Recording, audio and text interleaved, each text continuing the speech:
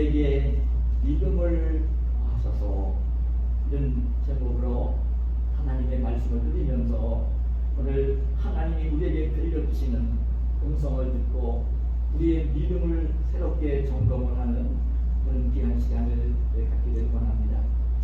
그럼 제가 지난 주일날 말씀을 드리면서 정말 이 믿음이라고 하는 것, 예수님을 믿는 믿음, 그 예수님을 믿으면서 하나님을 믿는 이 믿음이라고 하는 것은 예수님을 믿음으로 말미암아 죄를 용서받고 이제 하나님의 자녀가 되고 영생을 소유하고 하나님 나라를 기업으로 받는 사람이 되어지는 가장 귀한 것이 믿음이지요. 다른 것을 가지고는 구원을 받을 수가 없어요. 죄를 용서받을 수가 없어요. 천국에 갈 수가 없어요. 그렇기 때문에 예수님을 믿는다는 것은 영생을 얻는 것이고 천국에 가는 것이고 하나님의 자녀로 복되게 사는 가장 귀한 것이 않겠습니다. 비교의 대상이 될 수가 없는 것이죠. 근데 중요한 것은 이렇게 예수님을 믿는 믿음을 가지고 구원을 받은 하나님의 자녀라면, 이 그런 믿음을 가지고 있다면, 예수님을 믿는 믿음을 가지고 있다면, 하나님을 경외하는 믿음을 가지고 있다고 한다면 천국에 가는 데만 믿음이 필요한 것이 아니라 믿음을 가진 사람들이 이 땅에 살 때에도, 하나님의 자녀들이 이 땅에 살 때에도 이 믿음이 중요해서 믿음을 가지고 살아야 된다는 말씀을 제가 지난 시간에 드렸어요. 믿음으로 세상을 살아야 되는 거예요. 제가 이 믿음을 얘기하면 참 정말 제가 그 믿음의 정의를 내리고 있는 히브리서 11장 1절 말씀을 드렸죠. 믿음은 바라는 것들의 실상이요 보이지 않는 것들의 증거라는 이런 말씀을 드렸어요. 그 말씀을 얼른 그냥 생각을 하면요, 무슨 말씀인가 잘 이해를 하지 못할 것 같아서 이 믿음은 씨앗과도 같은 것이다, 이런 말씀을 드렸어요. 여러분, 농부가 이 논밭에 씨앗을 뿌릴 때는 작은 알갱이 씨앗을 뿌리면서도 실상은 씨앗을 뿌릴 때에 이미 농부는 이제 추수기가 되어질 때에 풍성한 열매를 추수하는 것을 미리 소원하고 있고 바라보면서, 씨를 심으면서도 씨만을 바라보는 게 아니라 추수할 때에 추수할 풍성한 열매를 미리 바라보면서 그 믿음을 가지고 씨앗을 심는 거예요. 여러분, 농부가 그런 소망과 믿음이 없다면 씨앗을 뿌릴 수가 없어요.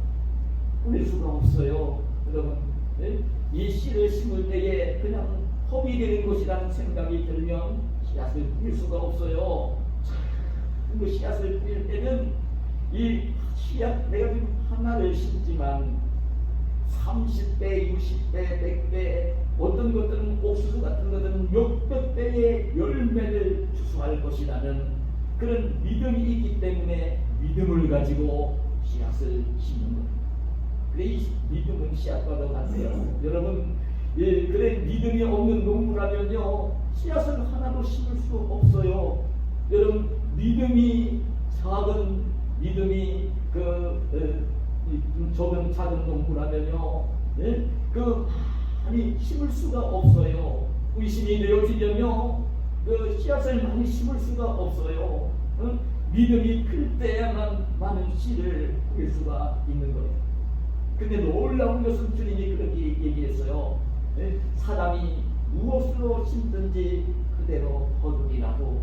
적게 심는 자는 적게 거두고 많이 심는 자는 많이 거두게 하신다고 주님이 말씀을 하신 것입니다.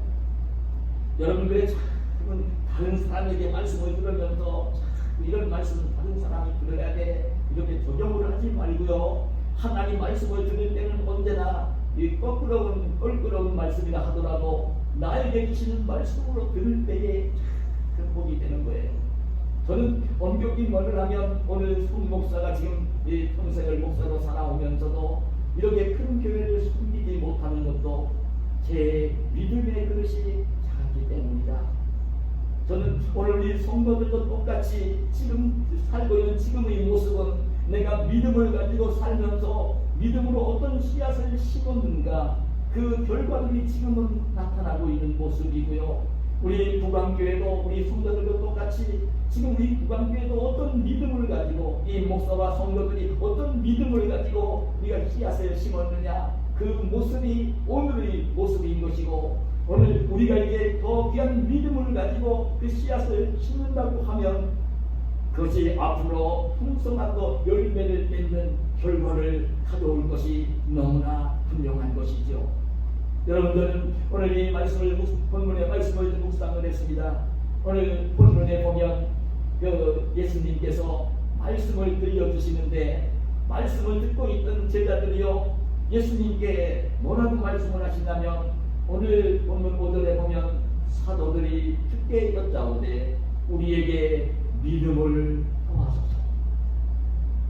예수님이 들려주시는 말씀을 듣고 있다가 이 사도들이, 제자들이 그 예수님께 우리에게 믿음을 더하소서, 예수님 우리에게 좀 믿음을 더해주세요, 우리에게 믿음을 더해주세요, 그 예수님께 믿음을 더해달라고 요청을 하는, 부탁을 하는 이 말씀을 오늘 본문에서 보는 것입니다. 왜 이 제자들이 그 예수님의 말씀을 듣고 있다가 우리에게 믿음을 더하소서 그렇게 부탁을 하게 되었을까? 그 예수님이 어떤 말씀을 들려주시고 있었느냐면요, 죄와 용서에 대한 가르침을 들려주시고 계셨어요. 이 죄, 그리고 죄를 지은 자를 그 죄를 짓지 말라고, 그리고 죄를 지은 자가 있을 때는 용서하라고, 죄와 용서에 대한 가르침을 주시면서 그 말씀을 주실 때에 그 말씀을 듣고 있는 제자들이 예수님 우리에게 믿음을 더해주세요. 왜냐하면 예수님이 지금 말씀해 주시고 있는 죄와 용서에 대한 가르침을 받고 있다가 도저히 자기들의 믿음을 가지고는 감당할 수 없는 말씀이 들려왔기 때문에, 자기들이 그 말씀을 순종하기가 좀 어려운 말씀이 들려왔기 때문에 지금 자기들이 가지고 있는 믿음을 가지고는, 성품을 가지고는 감당할 수 없는 어려운 말씀이 들려왔기 때문에 제자들이 우리에게 믿음을 더하소서, 우리에게 믿음을 더해 주세요. 주님 말씀해 주신 그 말씀 우리가 순종할 수 있도록 그 순종할 수 있는 믿음을 우리에게 더해 주세요. 이 부탁을 하고 있는 말씀인 것입니다. 여러분, 저는 오늘 예수님께서 이 죄와 용서에 대한 가르침을 주시면서 오늘 본문의 1절인데 뭐라고 말씀을 하시냐면 이렇게 말씀을 합니다.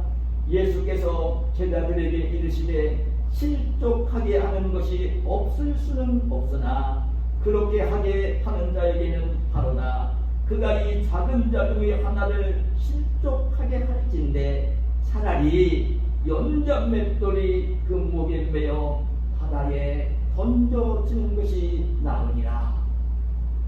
예수님이 이런 말씀을 하십니다. 이 말씀을 하십니다. 전 제자들에게 그 말씀을 하시는 거예요. 너희들이 신앙생활하면서 실족하게 하는 일들이 있을 거다. 실족하게 하는 일들이 없을 수는 없겠지만 그렇게 하는 자에게는 화가 좀 있는 거다. 좋은 게 아니다. 나쁜 거다. 그 얘기를 하시면서 이 작은 자 중의 하나를 실족하게 한다면 차라리 연자 맷돌을 목에 매달아 가지고 바다에 던져지는 것이 낫다. 이 말씀을 하신 것입니다. 그럼 이 말씀이 참 어떤 말씀입니까? 여러분, 저는 우리 성도들이 알아야 되는 중요한 진리 중에 하나는요, 여러분, 하나님이 도저히 용서할 수 없는 그 하나님이 용서하지 않는 그 죄가 있습니다. 그 죄는 이제 좀 더 말씀을 드리지만 하나님의 성령을 모독하는 죄입니다. 하나님이 하시는 일인데도 불구하고, 하나님의 성령이 하시는 일인데도 불구하고 그거 하나님이 하시는 게 아니다. 하나님이 하는 일이 아니다.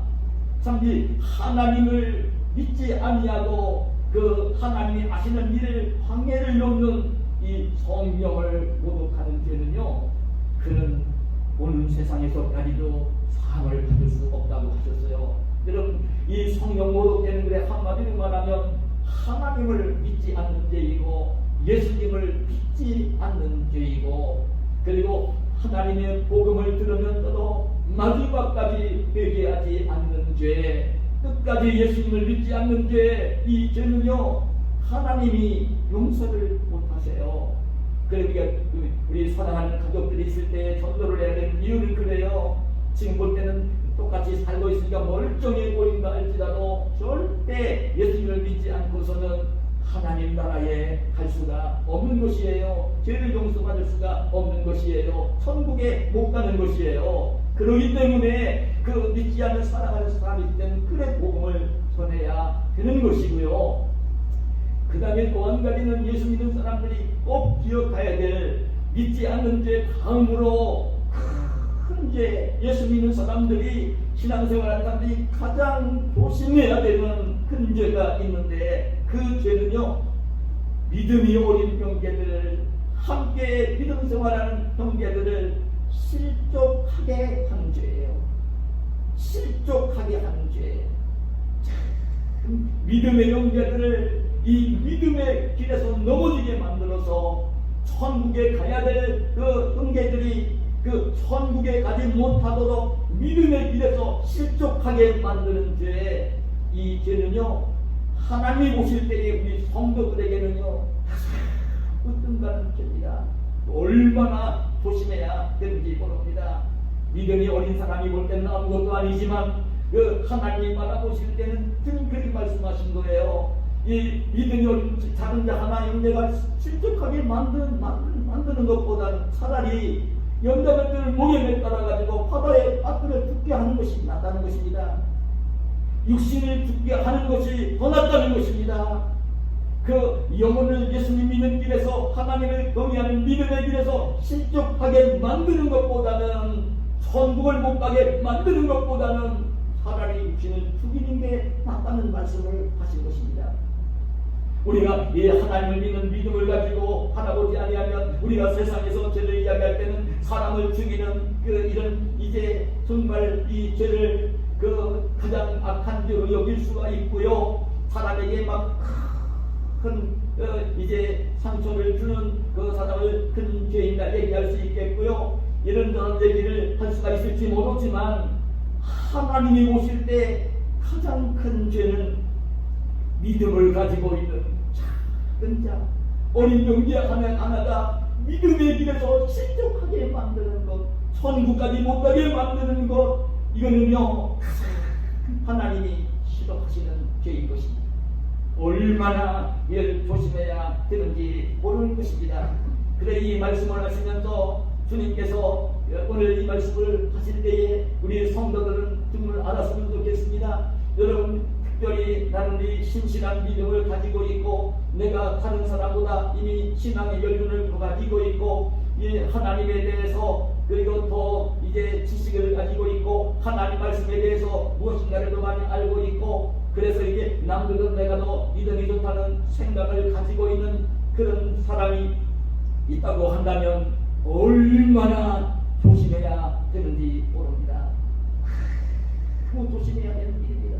저는 하나님의 그리스도 장대 교회를 내가 30년을 섬겨오면서 참 내가 모든 사람들을 다 미워하는 마음은 다 이제 다 버리고 가지고 있지 않지만 선한 마음을 가지고 있지만, 그래도 저에게 가장 큰 상처가 된 것은 무엇이냐면 자기 때문에 믿음이 어린 형제들이 실족하게 만드는 그 사람의 그런 그 신앙의 행동이 우리 성도들에게 상처를 주는, 그 믿음이 어린 형제들에게 참 믿음을 갖지 못하도록 만들고 우리 교회에 있지 못하도록 만들고 아픔을 주었던 그 사람을 생각할 때는요 가슴이 찢어져요. 참 미워하지는 않아요. 그러나 얼마나 그게 아픈지 모릅니다. 하나님이 참 싫어하시는 죄가 믿음의 형제를 실족시키는 죄인 것을 우리 성도들은 알아야 되는 것입니다. 바울 사도가 그걸 얘기하는 것을 봅니다.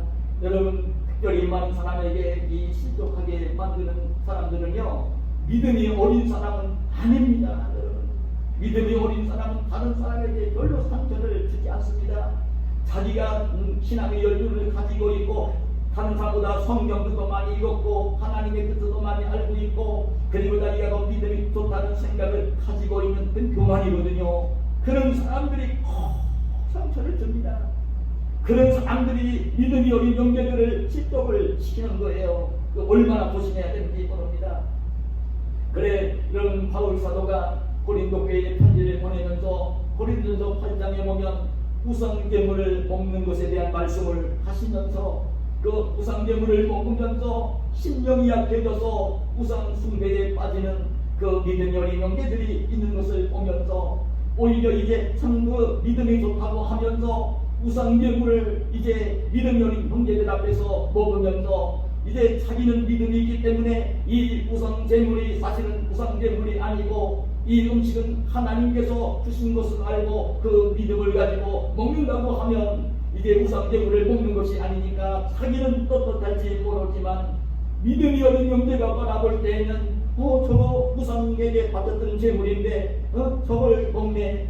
그러나 이 우상이 있는 것도 알고 있고 우상을 두려워하는 마음을 가지고 있으면서도 그 우상에 대한 지식이 없기 때문에 그런데 믿음이 좋은 사람이 그걸 먹는 것을 보면서 따라서 우상제물을 먹으면서 심령이 약해지는, 그래서 믿음이 위해서 실족하는 그 형제를 망하게 하는, 멸망하게 하는 이런 형제들이 있는 것을 보고 이 바울 사도가 일깨우는 말이 고린도전서 8장 10절이야 이렇게 말씀을 합니다. 지식이 있는 자가 우상의 집에 앉아 먹는 것을 누구든지 보면 그 믿음이 약한 자들의 양심이 감력을 얻어 우상의 제물을 먹게 되지 않겠느냐. 그러면 내 지식으로 그 믿음이 약한 자가 멸망하나니 그는 그리스도께서 위하여 죽으신 형제라. 이같이 너희가 형제에게 죄를 지어 그 약한 양심을 상하게 하는 것이 곧 그리스도에게 죄를 짓는 것입니다. 교만한 사람들은 자기가 믿음이 좋으니까 이 우상제물이 아니야, 이거 하나님이 주신 거야. 물론 여러분 믿음이 어린 형제들이 없고 그렇게 이제 자기가 우상제물 먹는 것이 알려질 필요가 없을 때는요, 맞아요. 그런 자리에 가서 우상제물이 아니라 하나님이 주신 음식을 알고 먹게 되어지면 자기 자신에게는 아무런 문제가 될 것이 없고 다른 사람에게 영향을 줄 것이 없으니까 괜찮아요.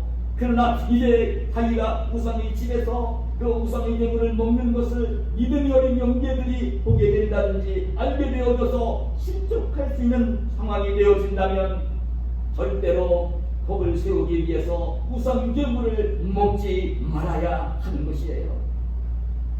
어떻게 보면 내가 내 맘대로 먹는데 왜 네가 상관이야 이렇게 얘기할지 모르지만 자기는 믿음이 좋다는 생각을 가지고 그 지식을 가지고 그렇게 행동을 하고 있는데 그 행동이 사실은 믿음이 어린 형제들에게 신용적인 죄를 지게 만드는 실족하게 만드는 결과를 가져온다는 것이죠.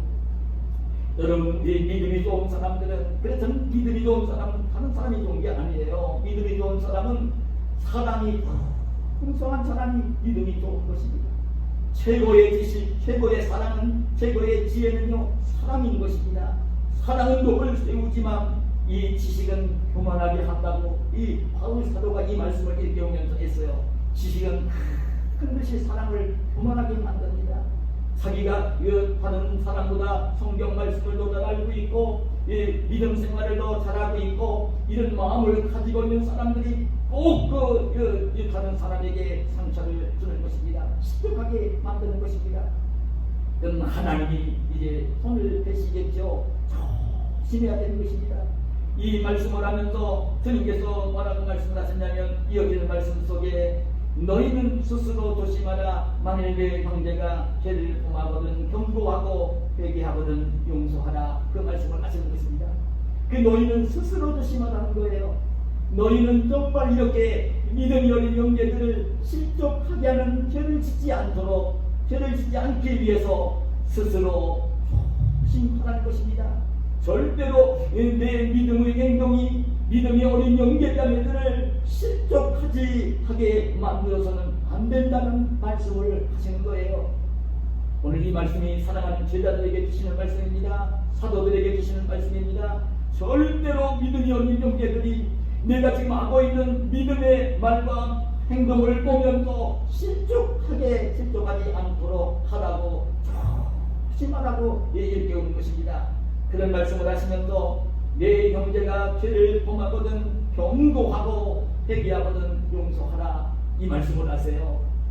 전 이 말씀을 묵상해 보면 여러분 내 형제가 죄를 범하거든 경고를 하라는 거예요.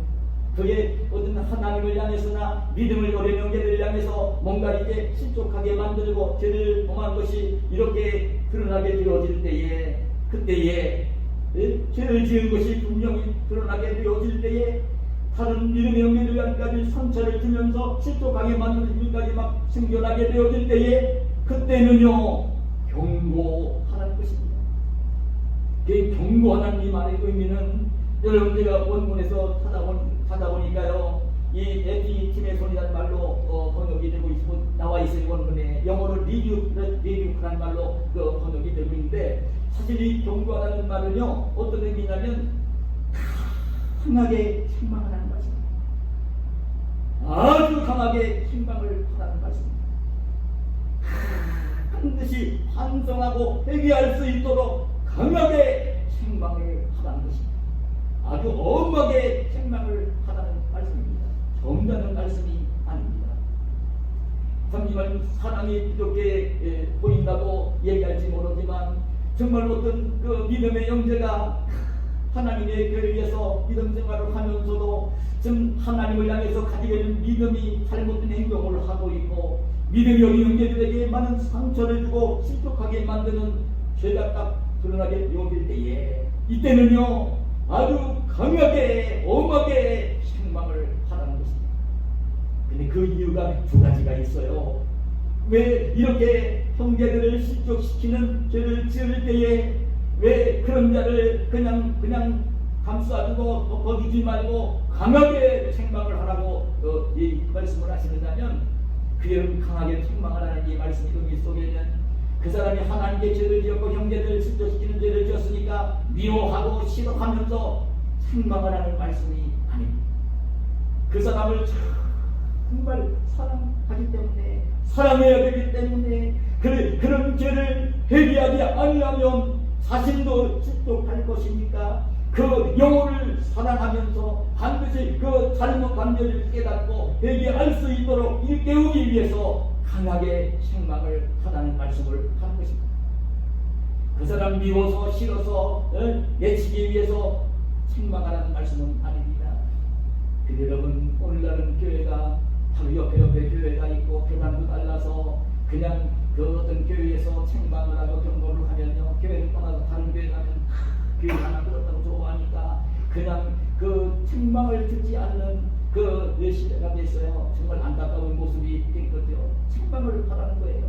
그리고 그 책망을 해야 될 또 한 가지 이유는 왜 그러냐면 그 잘못한 죄를 가지고 있는 사람, 그 다른 사람들도 그것을 보고 영향을 받으면서 물들어 갈 수 있는 그런 악한 죄를 지은 사람이 있는데 그 사람으로 무조건 감싸만 주면 안 되는 이유가 뭐냐면 하나님의 교회가 노동을 하며 허물어지는 거예요. 교회가 허물어지는 거예요.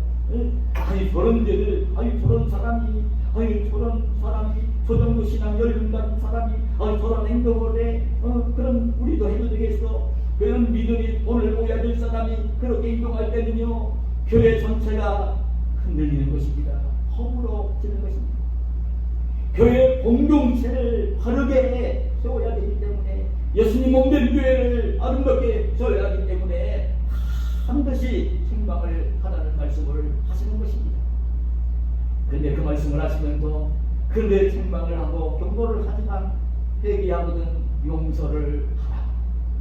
그 정말 깨닫고 자기가 내가 잘못했습니다. 내가 이제 다시는 이런 행동을 하지 않겠습니다. 내가 다시는 이런 말을 하지 않겠습니다.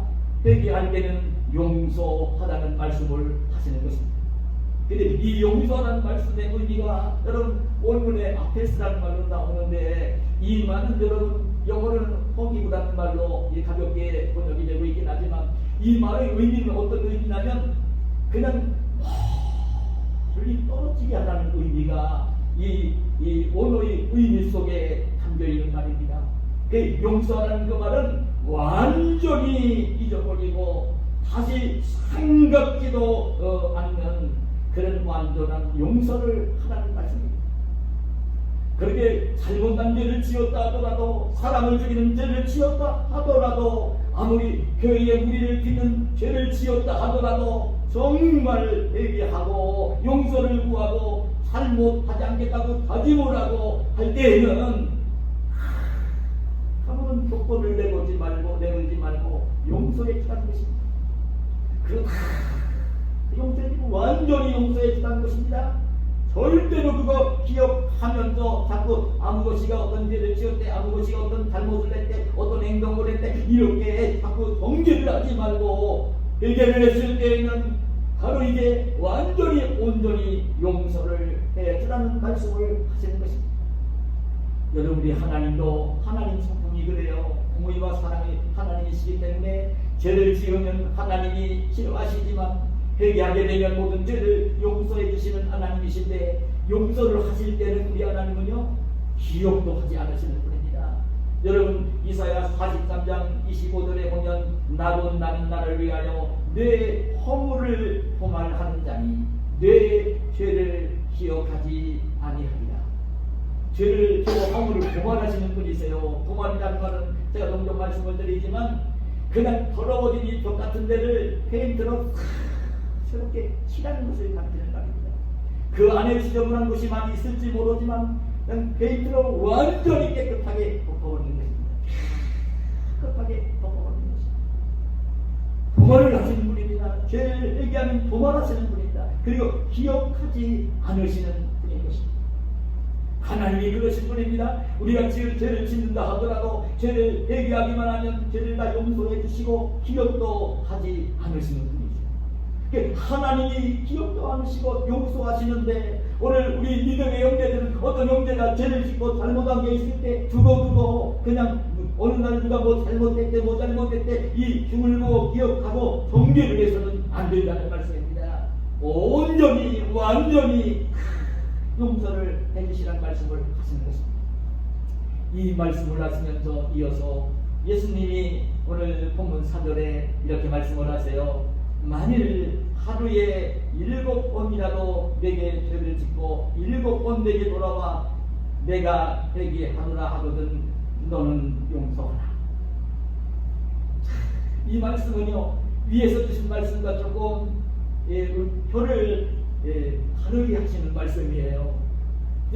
지금 이제 위에서 말씀한 죄를 지은 형제를 실족하게 하지 말라는 말씀을 하시면서 주신 이 말씀과는 조금은 결을 달리하시는 말씀입니다. 위에 주신 말씀이 그냥 하나님께 어떤 죄를 지은 사람, 나에게 죄를 지은 사람이 아니라 일반적으로 그 죄를 지어서 많은 사람들에게 영향을 끼치고 있는 죄를 지은 사람에 대한 그 경고를 하는 말씀이라면 오늘 이 말씀은 제자들에게 이 말씀을 하시는 거예요. 하루에 7번이라도 내게 죄를 짓고 7번 내게 돌아와 내가 회개하노라 하거든 너는 용서하라. 내게 죄를 짓고 내게 돌아와 내게 죄를 짓고 내게 돌아와 회개한다고 하면 하루에 7번씩이라도 용서를 해주라. 내게 죄를 짓고 내게 죄를 짓고 자기랑 아무런 상관이 없는 죄를 지은 형제가 아니라 바로 나에게 죄를 지은 사람, 나에게 고통을 준 사람, 나에게 피해를 끼친 사람, 나에게 손해를 많이 준 사람, 나를 박해한 사람, 나를 괴롭힌 사람, 나를 고통스럽게 한 사람, 나에게 죄를 지은 사람, 그런 죄를 지은 사람, 바로 그 사람이 하루에 7번이라도 자기가 잘못한 것을 깨닫고 돌아와서 7번 죄를 짓고 7번 돌아와서 내가 잘못했어, 내가 이제 다시는 안 그렇게 용서해줘, 이렇게 용서를 구하며 회개할 때에는 하루에 7번씩이나 아무런 조건 없이 7번까지라도 용서를 해주라는 이 말씀을 하시는 것입니다. 근데 여러분 아실 것입니다. 여러분 저야 지금 믿음을 가지고 살면서 목사로 살기 때문에 그렇게 이제 세상 사람들과 부딪히면서 죄를 짓는 일을 안 하고 살고 또 뭐 세상 사람들처럼 그냥 돈 때문에 어떤 문제 때문에 다투며 사는 그런 일들은 없으니까 그렇긴 하지만 여러분 믿음을 가지고 살다 보면 여러분 내가 잘못한 것도 없는데 막 나에게 그 고통을 주고 나를 괴롭히고 힘들게 하는 사람들을 만날 수가 있는 거예요. 사업을 하다 보면 직장 생활하다 보면 그냥 나를 괴롭히는 사람들이 있을 수 있는 거예요. 근데 여러분 다른 사람에게 잘못하는 것을 볼 때는 내가 객관적으로 볼 때는 어떤 사람이 하나님께 잘못하고 있어, 어떤 사람이 다른 사람에게 잘못하고 있어, 이런 것들은요 용서를 하기가 쉬워요. 근데 그게 나에게 직접 하면서 나에게 고통을 주는, 나를 힘들게 하는, 나를 괴롭히는 죄를 짓는 형제나 친구가 있을 때는요 그 얼마나 감당하기 어려운지 모릅니다. 여러분 죄성을 가지고 있는 우리 사람의 인격을 가지고는요 여러분 누가 나한테 잘못할 때에 그 잘못을 용서해 주는 거 쉬운 일이 아닙니다. 죄성을 가진 사람이 할 수가 없는 일입니다. 나를 괴롭힌 사람이요 그 용서해 줄 수가 없는 일입니다. 나를 힘들게 하는 사람 그냥 받을 수가 없는 것입니다. 오히려 더 안갚을 해주고 싶은 것입니다. 이게 죄성을 가진 사람들의 마음인 거예요. 이 나라의 이정자들도 보세요. 근데 편만 들고 내가 이제 뭐 대권을 잡으려고 상대방 잘못한 것 아니고까지도 막 억지로 만들어서 그냥 소문을 내고 자기가 이 상대방을 이기고 이제 하려고 하는 이런 모습으로 그냥 벌어지는, 아주 제가 볼 때는 너무나도 아픈 일들이 사회 속에서 벌어지는 모습을 보지 않습니다. 근데 하나님의 사람들이 가져야 될 자세를 예수님이 얘기하신 것입니다. 내게 죄를 짓고 내게 돌아와서 하루에 7번이라도 내게 죄를 짓고 하루에 7번이라도 내게 돌아와서 회개하노라, 회개한다고 하면 참 그 죄를 용서해 주라는 것입니다. 이 말씀을 들은 이 제자들이 자기들이 믿음을 가지고는, 자기들의 성품을 가지고는, 자기들의 인격을 가지고는 그 말씀을 감당할 수가 없었던 거예요. 감당할 수가 없었던 거예요. 제자들 믿음이 있었어요. 믿음이 없는 사람들이 아닙니다. 제자들 믿음이 있었습니다. 여러분 베드로, 안드레, 야고보, 요한, 여러분 주님 부르실 때에 배와 그물을 버려두고 지금 예수님을 따랐습니다. 믿음이 있었습니다. 여러분 마태 세관에서 일을 하던 오늘날 세부 공무원입니다. 직장 생활을 하며 살고 있던 사람입니다. 근데 그를 버리고 예수님을 따랐습니다. 믿음이 있었습니다. 다른 제자들도 믿음이 있었습니다. 믿음이 없는 제자들이 아니에요. 그런데도 자기들의 믿음을 가지고는 예수님이 말씀하신 이 말씀을 감당할 수가 없었거든요. 그래 말 부탁을 한 거예요. 예수님 우리에게 믿음을 더해주세요. 주님 말씀하신 그 말씀들 우리가 순종하면서 우리가 좀 귀하게 살 수 있도록 믿음을 더해주세요. 더 큰 믿음을 주세요. 그래서 이 믿음을 더해달라고 제자들이 주님께 부탁을 한 것입니다. 그런데 그 믿음을 더해달라는 말씀을 들으신 예수님이 뭐라고 말씀을 하셨냐면 오늘 6절에 이렇게 말씀을 하신 것입니다. 주께서 이르시되 너희에게 표다시 하나일 만한 믿음이 있었더라면 이 뽕나무더러 뿌리가 뽑혀 바다에 심겨라 하였을 것이요 그것이 너희에게 순종하였습니다. 저는 이 말씀을 깊게 묵상을 하면서 들은 하나님의 음성이 있습니다. 아니 제자들이 믿음을 가지고 있는 제자들 아닙니까? 그 예수님 따르고 있지 않습니까? 그런데 지금 주님이 들려주신 말씀을 듣고 있다가 자기들 믿음을 가지고는, 자기들의 성품을 가지고는, 인격을 가지고는 도저히 감당할 수가 없어서 우리에게 믿음을 더해주세요. 주님 말씀하신 거 우리가 순종하며 귀하게 살 수 있도록 믿음을 더해주세요 부탁을 했는데 주님이 들려주신 말씀은 표다시 하나일 만한 믿음을 말씀하시면서 표다시 하나일 만한 믿음만 가지고 있어도 이 뽕나무도로 뽑혀 뿌리가 뽑혀 바다에 심기어라 한다고 하더라도 그 말이 그대로 믿음을 가지고 그렇게 말을 하면 그대로 이루어질 것이라는 이 말씀을 하신 것입니다. 그래서 이 말씀의 의미가 무엇일까요? 여러분들은 이 말씀을 묵상하면서 제자 믿음을 보여달라고 하는 제자들에게 예수님이 그냥 한 번에 야 너희들에게 산 같은 믿음, 반석 같은 믿음을 좀 가져라 이렇게 얘기를 하면 이해가 더 쉬웠을 것 아닙니까?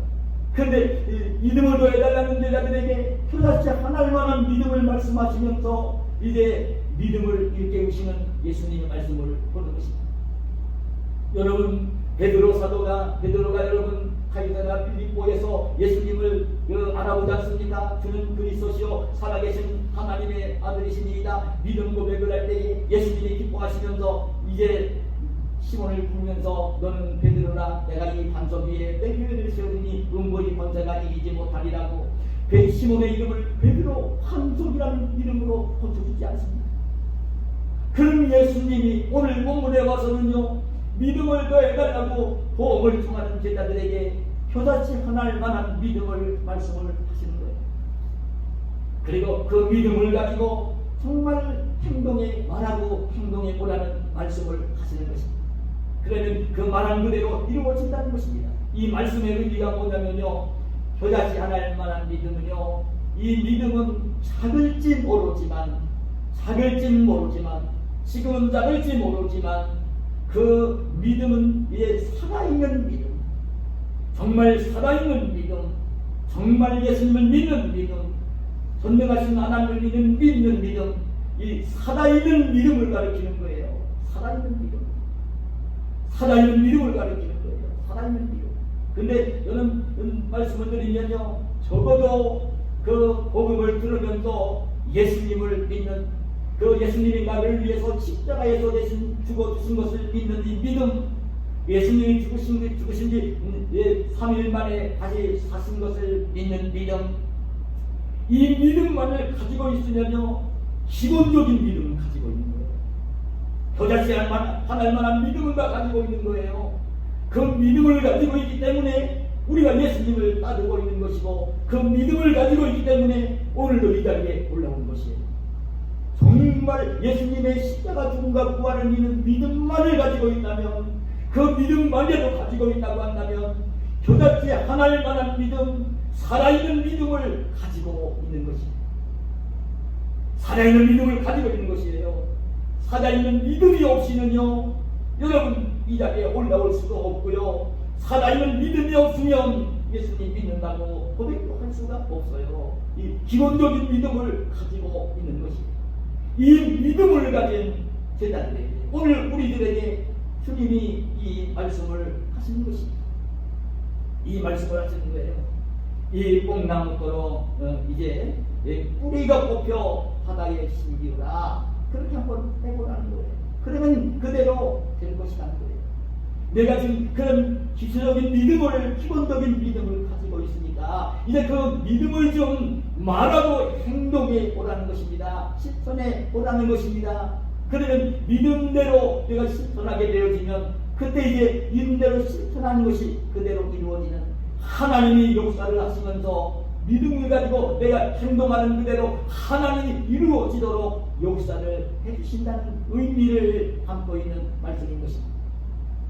여러분 표사시 하나할 만한 믿음, 살아있는 믿음을 가지고 있을 때에 그 믿음이 살아서 산같은 믿음이 되어지고 그 믿음이 살아서 흔들리지 않는 반석 같은 믿음이 되어지는 것입니다. 여러분 표사시 하나할 만한 믿음으로 출발을 해서 산같은 믿음, 반석 같은 믿음으로 성당에 가야 되는 것입니다. 근데 여러분 오늘 그 얘기를 하시면서도 그 얘기를 하신 거예요. 그래서 이 표사시 하나할 만한 믿음을 왜 종종 제가 말씀을 드리지만 표사시는요 작은 씨앗입니다. 그냥 작은 바람만 불어 불을 날아다니는 뭐 큰 바람도 아니라 작은 바람만 불어도 그냥 날아다니는 작은 씨앗인데 왜 이 믿음을 표사시 하나할 만한 믿음으로 비유를 했느냐면 그 교회는 살아있기 때문이고 또 놀라운 것은 뭐냐면 그게 심기만 해놓으면 그게 심은 그대로 있는 게 아니라 자라서 5m, 6m까지 자라서 이제 새들이 와서 깃드는 나무가 되어지는 거예요. 그러니 성장한 제자들이 믿음을 더하세요. 우리에게 믿음을 더해주세요. 믿음을 좀 더 큰 믿음을 주세요. 그 부탁을 하니까 너희 믿음이 벼같이 날 만한 믿음, 살아있는 존재 조건이 그 너희들이 지금 나를 믿고 따라오지 않느냐, 너희가 나를 믿지 않느냐, 너희가 이미 믿음을 가지고 있지 않느냐. 그러니까 이제는 너희가 믿음을 가지고 있다고 한다면 실제적으로 한번 이 뽕나무처럼 뿌리가 뽑혀 바다에 한번 심겨지라고 한번 얘기를 해봐라. 그러면 너희가 말하는 그대로 순종을 할 거다, 되어질 거다, 하나님이 역사하실 거다, 하나님이 복을 주실 거다, 그 말씀을 하시는 것입니다. 그래서 그 하나님이 그렇게 역사하시는 것을 너희들이 경험을 하게 되어지면 너희 믿음이 지금 이 작은 겨자씨일지 모르지만 자라 나무가 되어지고 새들이 깃드는 것처럼 너희 믿음이 하나님의 역사하신, 너희가 말하고 행동하는 그 믿음을 따라 하나님이 역사를 하시면서 하나님이 살아계신 것을 경험하게 되어지면, 하나님의 은혜와 하나님의 능력을 경험하게 되어지면 너희 믿음이 그렇게 큰 나무처럼 자랄 수 있는 거다. 예수님이 이 말씀을 알려주신 것입니다. 여러분, 저는 이 믿음이 자라는 방법은요, 다른 것이 없어요. 믿음을 가지고 있으면 믿음을 가진 그대로 말하고 행동할 때, 믿음을 가진 사람으로 하나님 말씀을 듣을 때에, 순종할 때에 하나님이 믿음을 가지고 순종하는 자에게 큰 믿음으로 자라도록 역사를 행하시는 것입니다. 저는 성경 말씀 속에 요한복음 11장에 보면 베다니 마을에 살고 있는 나사로가 병이 들었습니다. 그 나사로와 두 너희 동생 마르다와 마리아는 예수님을 잘 공부했던 시기입니다. 그래 예수님이 나사로를 친구같이 여겼습니다. 그리고 너희 동생 마르다 마리아를 친녀 동생처럼 여겼던 가정입니다. 그런데 나사로가 병이 걸렸습니다. 중환병이 걸려 죽어가게 되었습니다. 그때에 마르다와 마리아는 오라비가 병이 들어 죽어가는 모습을 보면서, 힘들어하는 모습을 보면서 예수님이 어디를 가든지 병든 자를 고치시고 그 귀신 들린 자를 내쫓으시고 하는 사역을 알고 계시기 때문에 예수님이 오시기만 하면 오라비가 금방 나올 수 있을 것 같아서 사람을 보내서 오라비가 병든 소식 사실을 알리며 빨리 와달라고 보험을 청합니다. 그런데 예수님은 곧바로 가지 않으셨습니다. 이틀이나 지나서 거리가 멀리 떨어져 계셨던 것 같습니다. 그런데 나사로가 죽었을 때에 나흘이나 지나서 베다니 마을로 이 마르다 마리아를 찾아가시는 것입니다. 이미 나흘이 지나서 나사로는 무덤에 장사를 지냈을 때, 썩은 냄새가 나고 있을 때입니다. 무덤에 장사를 지냈을 때입니다. 그때에서야 예수님이 그 베다니 마을로 자기를 청한 마리아를 찾아가십니다. 예수님이 오신다는 소문을 듣고 마르다가 마중을 나왔습니다. 마중을 나온 마르다가 예수님을 붙잡고 하소연을 합니다. 주께서 여기 계셨더라면 내 오라비가 죽지 아니하였을 텐데요. 그러면서도 그들 주님께서 오셨으니까 이제 나와 저와 우리들에게 그 위로가 되는 무엇을 해주실 줄 믿습니다. 이렇게 고백을 합니다. 그 일명 속에는요, 한편으로 원망이 참 담겨 있는 거죠. 예수님, 우리가 보냈을 때 빨리 오셨더라면 우리 오라비가 안 죽었을 건데 왜 이제 오셨습니까는 원망도 담겨 있고, 그런데 내 오라비는 죽어서 무덤에 장사를 지냈지만 그래도 예수님이 오셨으니까 슬퍼하고 있는 우리에게, 이미 무덤에 묻혀있는 오라비에게도 모든 그 위로가 될 수 있는 말을 줄 거라는 소망을 가지고 얘기를 합니다. 그때 예수님이 마르다에게 뭐라고 합니까? 내 오라비가 다시 살리라. 내 오라비가 곧 다시 살 거다.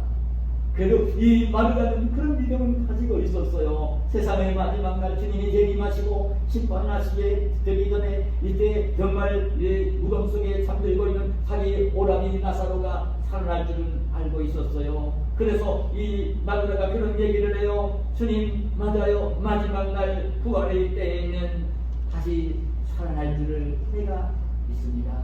내가 압니다.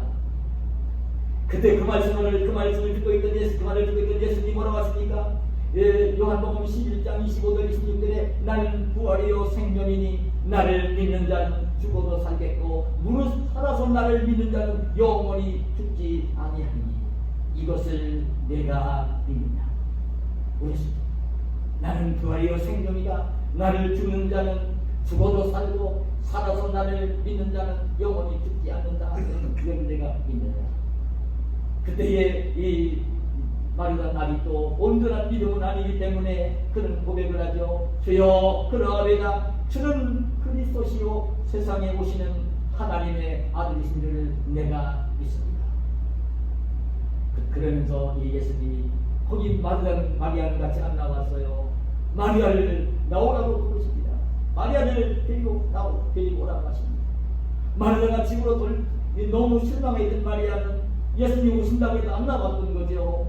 근데 이제 이 마리아가 나가서 지금 예수님이 오셔서 여기 오시지 않고 너를 부르신다고 나오라고 부르신다고. 그때 이 마리아가 뒤에 나와서 예수님을 만나고 그럽니다.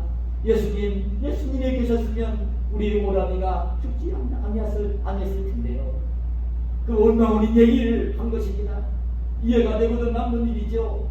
눈물을 울면서 통곡을 하면서 그 얘기를 합니다.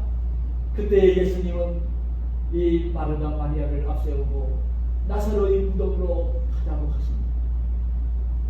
그 마르다 마리아를 따라 그 친척들이 동네 사람들이 울면서 그 예수님을 따라 마르다 마리아를 따라 나사로의 무덤으로 가는 것입니다. 무덤으로 가신 예수님이 그 무덤가에 무덤에 앞에 서셔서 온 그 우리들에게 마르다 마리아에게 이 무덤을 막고 있는 돌을 옮겨 놓으라고 권고를 합니다. 그 말을 믿고 있던 마르다가 예수님 내 오람이 죽은 지 나흘 지났어요.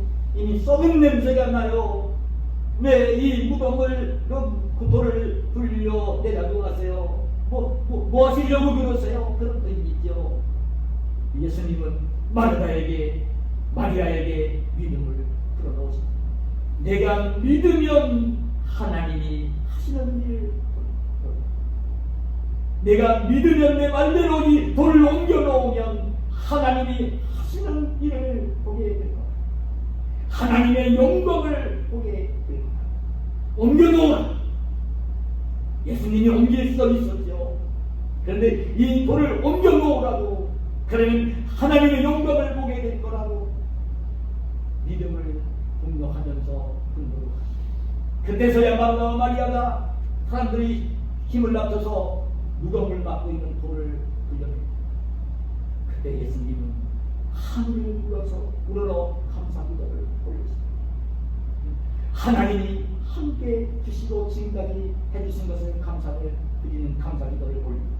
지금 이 기도를 하는 것도 이 둘러선 무리를 위한 것이라고 하나님의 영광을 드러내기 위한 것이라고 기도를 올리고 난 뒤에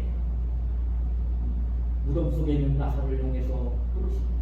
나사로야 나오라. 나사로야 나오라. 무덤에 들어가서 기도 안수하기가 그런 게 아니라 나사로야 나오라 그러시는 것입니다.